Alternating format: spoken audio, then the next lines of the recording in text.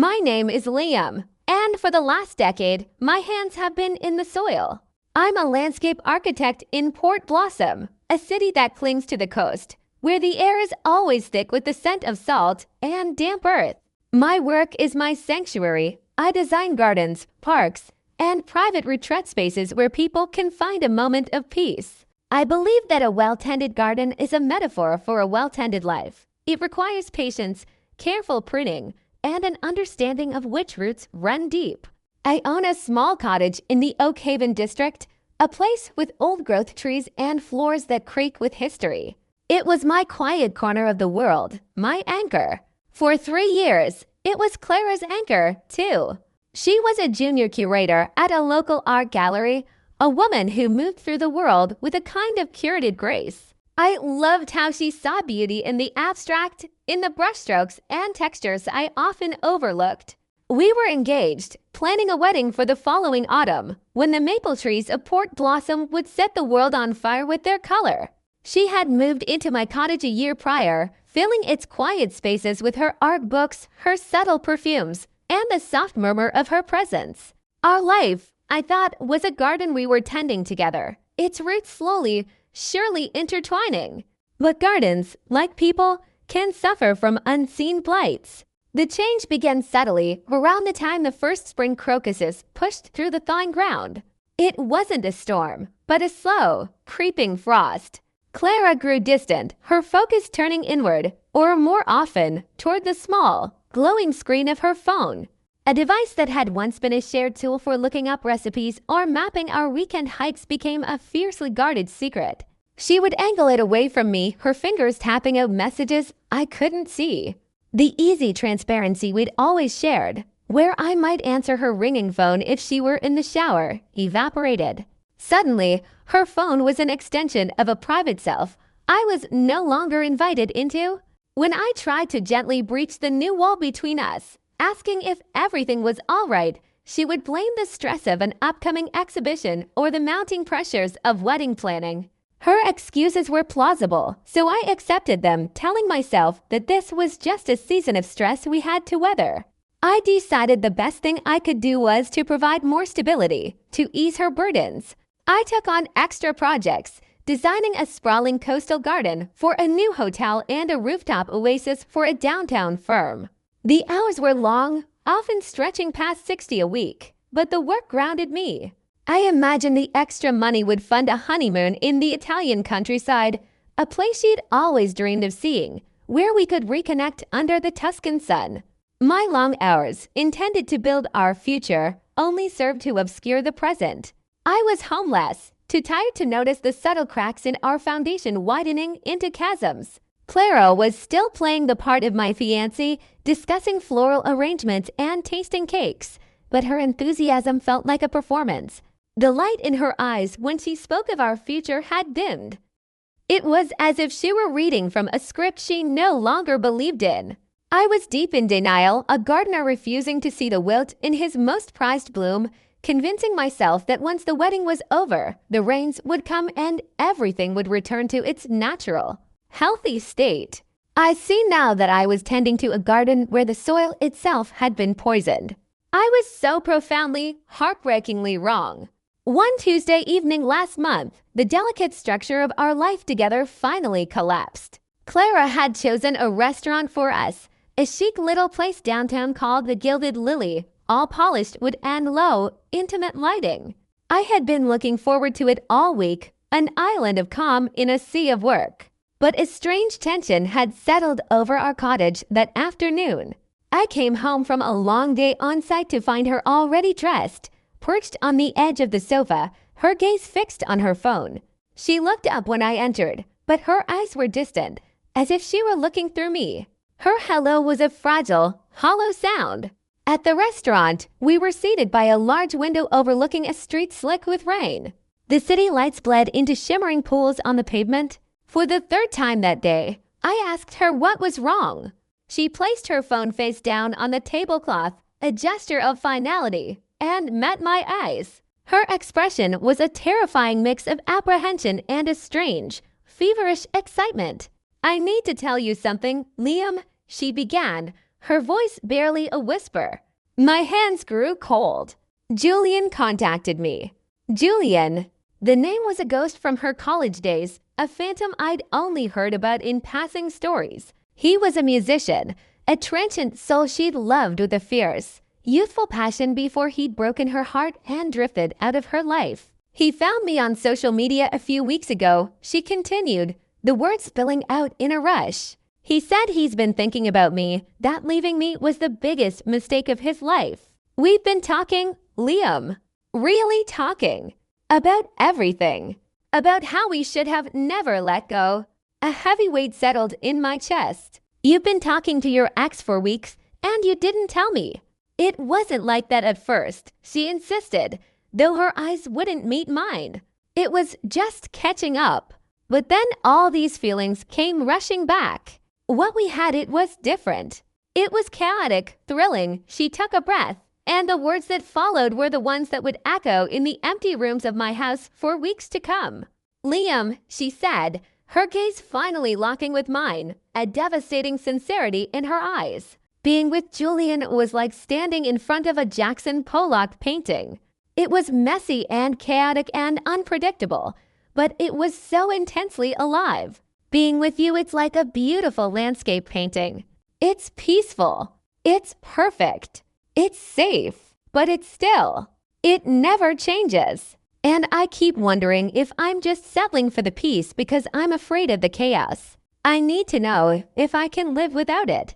There it was. She had taken our 3 years, our home, our future, and reduced it to a still life painting pretty, but ultimately lifeless and boring. I was the safe harbor she docked in while waiting for her real ship to come in. I wasn't her great love. I was her great convenience. The noise of the restaurant faded to a dull roar in my ears. I just stared at her, the woman I was going to marry, as she sat there, looking both guilty and strangely liberated. She had finally said the unsayable, and now she waited for my reaction. After a long, silent moment, I found my voice. It was calmer than I felt. All right, I said. Well, now there's nothing stopping you from finding out. Her face went pale. The thrill of her confession was instantly replaced by the cold reality of its consequence. You just told me he's your masterpiece and I'm a pretty picture on a wall, I said, my voice steady despite the tremor in my soul. Go be with him. Go find your chaos. But you won't do it from my house. She started to backtrack, to soften the edges of her brutal honesty, but the spell was broken. The image of our life together had been shattered. I pulled my wallet out, dropped $60 on the table to cover our untouched drinks and the appetizers we'd never order, and stood up. I'm going home, I told her, my voice low and final. I expect you to be packing your things when I get there. The drive back to Oak Haven was a blur of rain and smeared headlights. My mind replayed her words on a loop. A beautiful landscape painting. Safe. Still. The words weren't just an insult. They were a fundamental misunderstanding of everything I was, of everything I believed love to be. A garden isn't still. It's a place of constant, quiet growth, of life and death and renewal. It takes work and devotion. She hadn't seen the life in it. She'd only seen the frame. When I arrived, she was on the sofa crying. But for the first time, her tears didn't move me.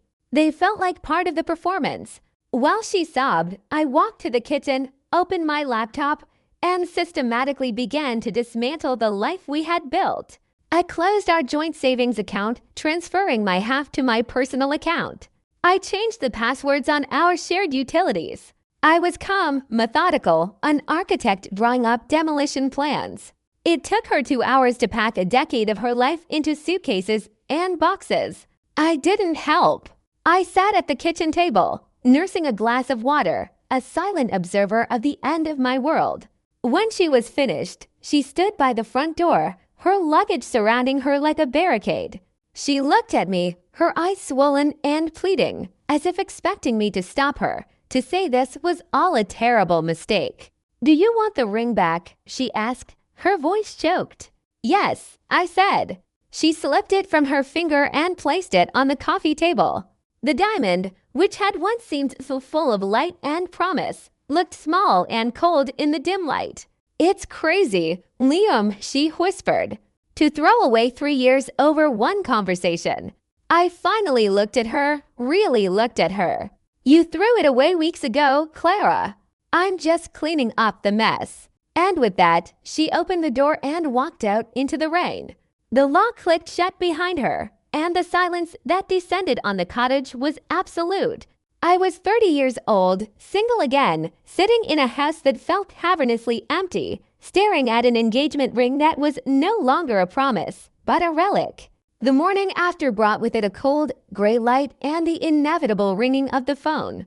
The news of a canceled wedding travels with the speed of a wildfire through the dry brush of family and friends. First, it was my mother, her voice a mixture of concern and quiet fury. Then my sister, Maya, followed by my father. To each of them, I offered the same simple, unadorned truth.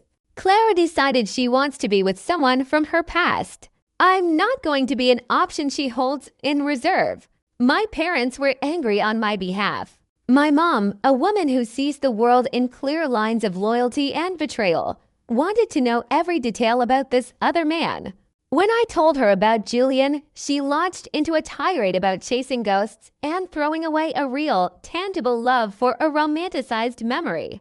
My dad was more pragmatic. He asked about vendors, deposits, and what practical help I needed in the dismantling of our future. Maya, however, offered the most comfort. She just said, "Clara's a fool," and that simple validation felt like a balm on a raw wound. The most difficult calls were from Clara's parents. Her mother phoned me, weeping, pleading with me to reconsider, to give Clara another chance. "She's just confused, Liam," she'd cried. "It's wedding jitters. All brides get scared." I tried to explain that this was more than jitters, that it was a fundamental choice she had made, but my words were lost in her grief. Her father left a stern voicemail, his tone disappointed, telling me that relationships require work and that I was giving up too easily. I didn't return their calls. What could I say? That their daughter had described her life with me as a boring painting? That she'd been carrying on an emotional affair for weeks? They were her parents, their first loyalty was to her, and they deserved to believe the most charitable version of the story. Navigating our shared social circle was like walking through a minefield. In the days that followed, texts and calls from mutual friends trickled in. I decided early on that I wouldn't speak ill of Clara, but I also wouldn't lie to protect her narrative. When asked what happened, I kept my answer brief and honest. "You should probably ask Clara." It was her decision, and it involves someone from her past named Julian.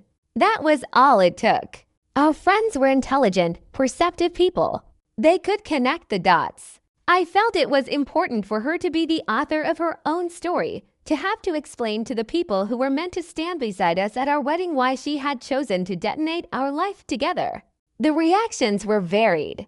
My male friends were unequivocally on my side, understanding that a man can't compete for a heart that has already been offered elsewhere. Some of the women were more sympathetic to Clara, suggesting counseling or a trial separation. But the idea of therapy to convince my own fiancé to choose me felt like a profound humiliation. My love wasn't something to be debated or negotiated. It was either accepted or it wasn't. The most painful part was the administrative autopsy of our wedding.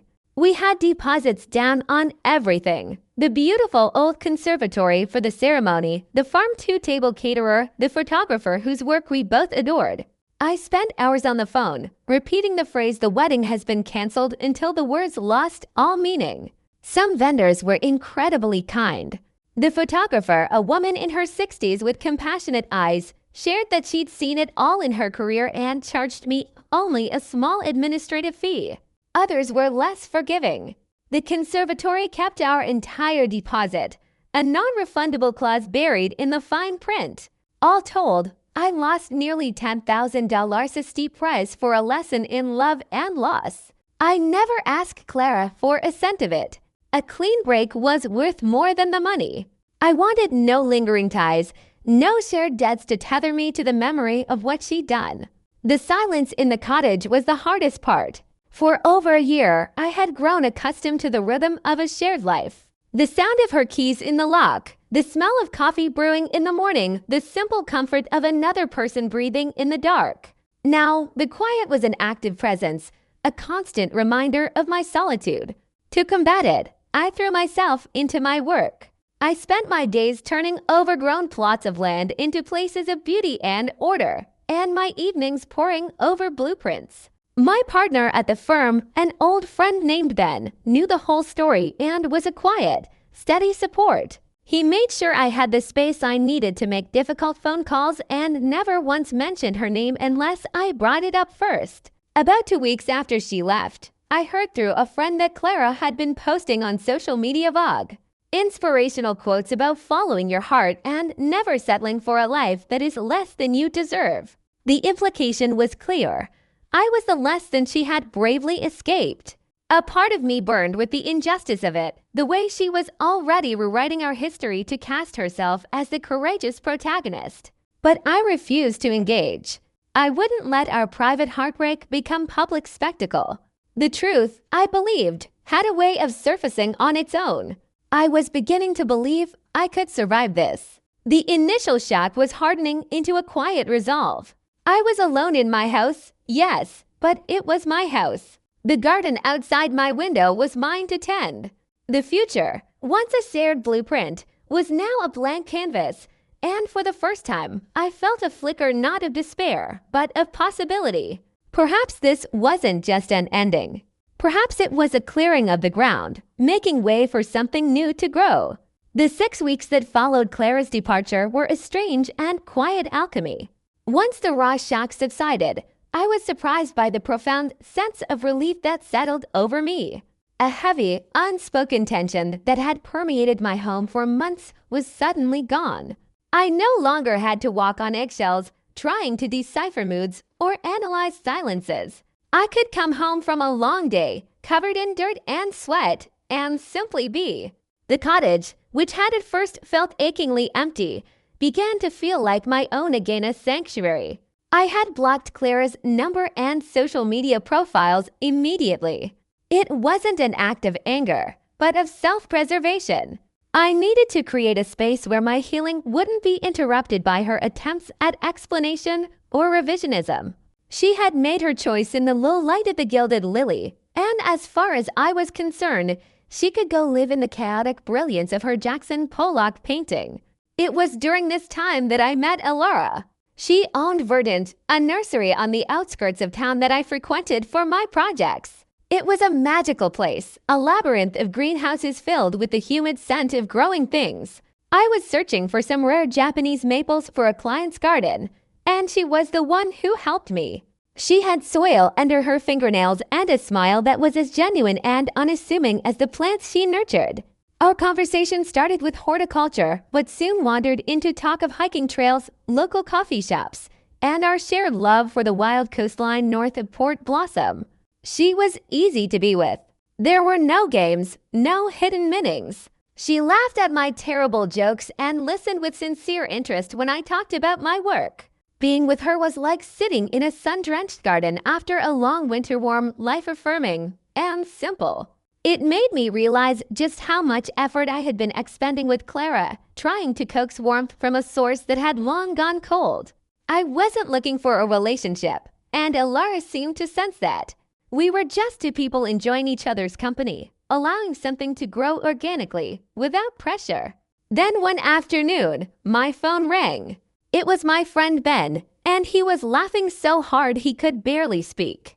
Liam, he finally managed to get out between gasps. You are not going to believe this. Ben's wife is a yoga instructor, and her circle of friends overlapped with the art gallery world. The Port Blossom grapevine was small but efficient.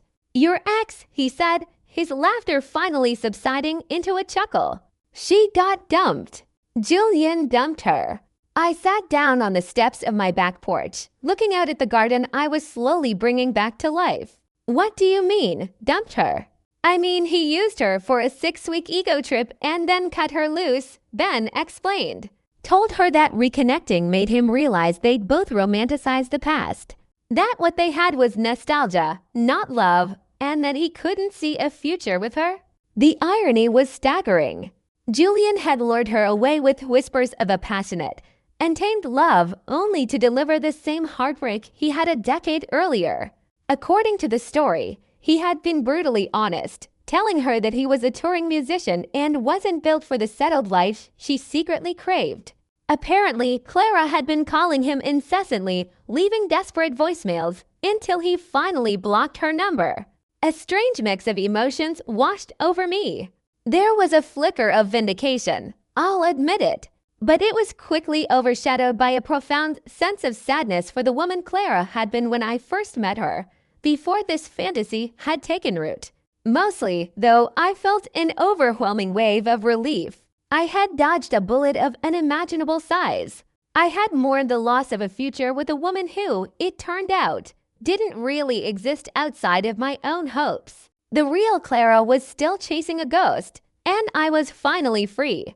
Over the next few days, more details emerged. Clara had apparently told her colleagues at the gallery that she was exploring what real, passionate love felt like. Her social media, once filled with posts about not settling, had gone completely dark. My sister Maya heard from a mutual acquaintance that Clara's mother had called my mother again, this time not to plead for me, but to cry about how her daughter was going through a difficult time and was completely heartbroken.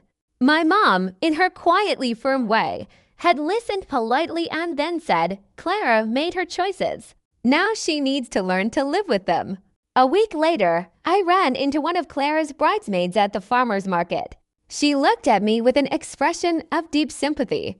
"Liam, I just want you to know, we all think you handled that with so much grace," she said. What she did was terrible. She told us she and Julian were talking about moving in together, that he was going to change his whole life for her. It was a complete fantasy. It seemed Clara hadn't just lied to me, she had lied to herself, building a future on a foundation of wishful thinking and nostalgia. And now the beautiful, chaotic painting she had chosen over me had been revealed as a cheap print, and she was left with nothing. Then she started trying to contact me. Calls from unknown numbers, which I ignored. She even showed up at Ben's office, asking him to pass along a message of how sorry she was, how she'd made a terrible mistake. Ben, ever loyal, told her he wasn't a messenger service and that she needed to respect my silence. He told me later she looked awful thin, exhausted, a shadow of the vibrant woman I'd once loved. When that failed, she took her desperation public. She wrote a long, rambling post on Facebook, which Maya screenshotted and sent to me with the caption, "You need to see this." It was a masterpiece of revisionist history. In her telling, I had been emotionally distant, unable to handle her passionate spirit, and had abandoned her in her moment of confusion. She painted herself as a victim of my insecurity and immaturity. There was no mention of Julian, no mention of her devastating confession at the restaurant. The comments section, however, told a different story. Mutual friends began to gently, then more pointedly, correct the narrative. "This isn't really how I remember you explaining it," one wrote. Another, more bluntly, posted, "Weren't you leaving him for your ex-boyfriend?" The post was deleted within a few hours, but the attempt had backfired spectacularly, exposing her desperation to everyone in our circle. She wasn't seeking reconciliation. She was trying to salvage her reputation by destroying mine. That was when I knew, with absolute certainty, that the door to that part of my life was not just closed, but locked and sealed. The woman I had loved was gone, replaced by a stranger I no longer recognized and, more importantly, no longer missed. My 31st birthday arrived on a warm Saturday in late summer, about 3 months after the breakup. I'm not usually one for big celebrations, but Maya insisted. "You've been through hell," she'd said. "You deserve a day of pure, uncomplicated happiness." She planned a small gathering in my backyard, a testament to new beginnings. By then, things with Alara had blossomed into something quiet and lovely. When I invited her to the party, she accepted with that easy warmth that I was coming to cherish. She arrived that afternoon with a homemade carrot cake, remembering a stray comment I'd made weeks ago about it being my favorite. Little things like that, the way she listened, the way she remembered it felt like tiny, essential miracles. My family adored her instantly. My mom and Laura fell into a deep conversation about heirloom tomatoes. My dad, a man of few words, showed her his prized workshop, a tour reserved for a select few. Maya pulled me aside, a wide grin on her face. Liam, she whispered fiercely. She's a keeper. She actually sees you. It was a stark contrast to how Clara had been at family events. She had always been polite but palpably detached, as if she were observing a foreign culture through a pane of glass. She would check her phone, complain later about my dad's repetitive stories, and carry an air of faint superiority. Elora, on the other hand, was present. She laughed at my dad's jokes, asked my mom for stories about my childhood, and seemed genuinely happy to just be there, a part of our small, imperfect circle. As dusk settled, we were gathered around the fire pit, the air filled with the scent of wood smoke and the comfortable murmur of conversation. I looked at Elora, her face illuminated by the flickering flames, and felt a sense of peace so profound it was almost startling. This, I thought, is what it feels like to be home. That's when the knock came at the front door. I assumed it was a neighbor, but when I opened the door, my breath caught in my chest. It was Clara. She was standing on my porch, holding a brightly wrapped gift. A brittle smile stretched across her face. "Happy birthday, Liam," she said, her voice overly bright. She looked fragile, thinner than I remembered, with dark circles under her eyes that her makeup couldn't quite conceal. The confidence she had always worn like a well-tailored coat was gone, replaced by a desperate, hopeful anxiety. "What are you doing here, Clara?" I asked, my voice flat. I made no move to let her in. "I brought you a gift," she said, holding it out. "I thought maybe we could talk. Just for a minute." The cheerful sounds from the backyard had faded. My guests knew something was wrong. The last thing I wanted was to drag this drama into a day that had been so peaceful. "You can't just show up here," I said, keeping my voice low. I know, but it's your birthday, and I hate how things ended. I miss you. I miss this." She gestured vaguely toward the house, toward the life she had so casually discarded. I almost laughed. The audacity of it was breathtaking. "You miss this. You mean the beautiful, but still landscape painting? The safe option?" Her face flushed with color. She had clearly hoped that time would have softened the blow of her words, that I would have forgotten the precise, cruel shape of them. "I was upset," she stammered. "I didn't mean it like that." But we both knew she had. People don't invent metaphors like that on the spot. It was a thought she had nurtured in secret for months. Just then, the screen door opened behind me. It was Alara. "Everything okay out here?" she asked softly, her presence a calm anchor in the swelling tide of drama. Claire's eyes darted from me to Alara, and her expression curdled from pleading to shock, then to pure, unadulterated fury. This was not in her script. I was supposed to be heartbroken and alone, pining for her return. I was not supposed to have moved on with someone so obviously serene and self-possessed. "Who is this?" Clara's voice was sharp, accusatory. "I'm Alara," she replied calmly, her gaze steady. "You must be Clara." She was a model of grace under pressure, refusing to be drawn into the fray. "You're already with someone else." Clara's voice rose, cracking with disbelief. "It's only been 3 months. It's been 3 months since you chose Julian." I corrected her quietly. "And yes, I'm with someone who actually wants to be with me. Someone who sees a garden and knows it's alive." That was it. The dam of her composure broke. She started yelling, her voice shrill, accusing me of giving up on us, of replacing her so easily. It was a torrent of projection, blaming me for the consequences of her own choices. My father and Maya appeared at the door then, drawn by the shouting. My dad, his face a thundercloud, told Clara in no uncertain terms that she needed to leave. Maya stood beside him, her arms crossed, looking ready to physically remove her if necessary. Clara, cornered and frantic, played her last, desperate card. She turned to me, her eyes wild. "This is ridiculous, Liam. Think of our history.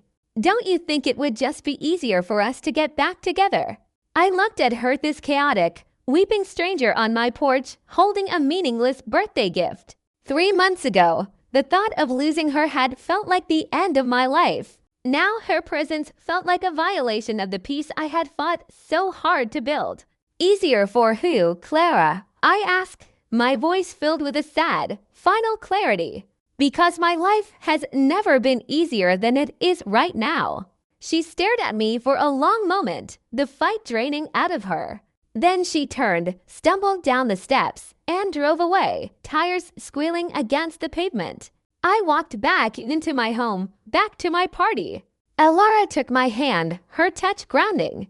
No one spoke of what had just happened. The birthday cake was cut, songs were sung, and the night went on, filled with the warmth of true and uncomplicated affection. I threw Clara's gift in the trash the next morning, unopened. Whatever was inside belonged to a life I no longer lived, and a man I no longer was. That chapter was finally, definitively closed. A year is a long time. It's enough time for seasons to turn, for wounds to scar over, for a garden left fallow to bloom again, more vibrant than before. In the year that followed my chaotic 31st birthday, life settled into a new and beautiful rhythm. I heard whispers about Clara through the grapevine. She had moved back in with her parents, unable to afford her apartment in Port Blossom on a curator's salary. She'd taken a leave of absence from the gallery, citing personal reasons. It was a sad, predictable epilogue to a story of her own writing. She had traded a home for a fantasy, and when the fantasy dissolved, she had nowhere left to go. My life, meanwhile, was quietly, joyfully growing. Elara and I moved in together 6 months after we started dating. Her plants filled the windowsills of my cottage, breathing new life into every room. My house, once a place of solitude and recovery, became a home again, filled with easy laughter and the simple comfort of a shared life. We weren't a dramatic, chaotic painting. We were a thriving garden, changing and growing together with each passing season. A year to the day after Clara left, Elara and I took a trip up the coast to a secluded cove we discovered on one of our first hikes. As the sun set over the Pacific, casting a golden glow on the water, I asked her to marry me. Her yes was as quiet and certain as the tide. When we returned, engaged and incandescently happy, a message was waiting for me. It was a long text sent from a number I didn't recognize. It was from Clara. It was an epic, a multi-paragraph confession filled with apologies, regrets, and pleas. She wrote that she had been in therapy, that she finally understood she had been chasing a ghost, and that leaving me was the single greatest mistake of her life. She said she thought of me every day. She said she was ready to fight for us now, that she understood what real love was, and she wanted one more chance to prove it. She wanted to meet, to talk, to try again. I read the message once, standing in the kitchen of the home we had built. I thought of the woman who had called my love a still life painting.